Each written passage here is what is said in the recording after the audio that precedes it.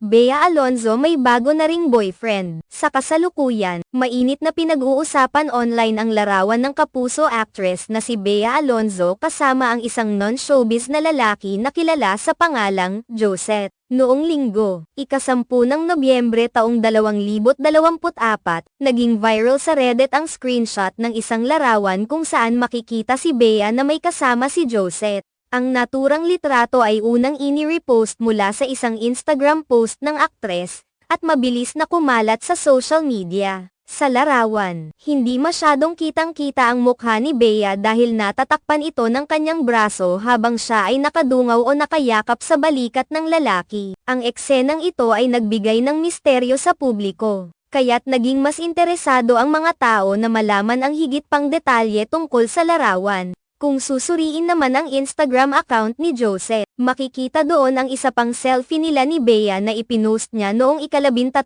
ng Oktubre taong 2024.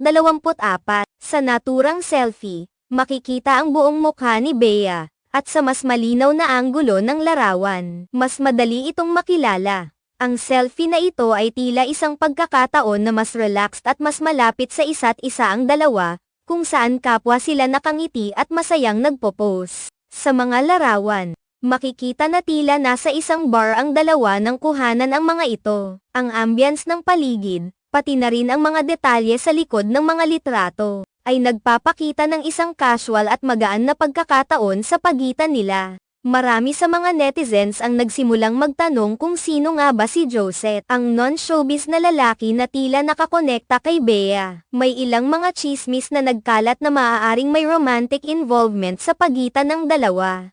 Ngunit wala pa itong kumpirmasyon mula kay Bea o kay Josette. Dahil dito, mas lalong lumaki ang interes ng publiko at ng mga tagahanga ng aktres na alamin ang higit pa tungkol sa lalaking ito. Bagamat marami ang nag-aakalang posibleng may espesyal na relasyon sina Bea at Josette, nag-ingat naman ang mga ito sa pagbibigay ng mga pahayag at hindi pa nagbibigay ng konkretong impormasyon hinggil sa kanilang personal na buhay. Mas pinili nilang panatilihing pribado ang kanilang relasyon, kaya't ang mga litrato na ito ay naging isa lamang sa mga piraso ng misteryo na bumabalot sa kanilang buhay. Walang duda na ang bawat galaw ng mga sikat na personalidad ay palaging pinag-uusapan, at si Bea Alonzo ay isa sa mga kilalang artista na madalas na nakatanggap ng atensyon mula sa media at publiko. Gayunpaman, ang mga ganitong klaseng litrato at mga pangyayari ay nagiging oportunidad din para mas makilala ang mga bituin sa kanilang totoong buhay, malayo sa kanilang mga karakter sa mga palabas. Kahit pa man may mga haka-haka tungkol sa relasyon ni Bea at Josette, maaari rin itong magsilbing paalala na ang mga sikat na tao ay may karapatan ding mamuhay ng pribado at hindi lahat ng kanilang ginagawa ay kailangang ipaliwanag sa publiko. Ang mga ganitong pangyayari ay nagpapakita na ang mga personalidad tulad ni Bea ay patuloy na sinusubaybayan at pinag-uusapan,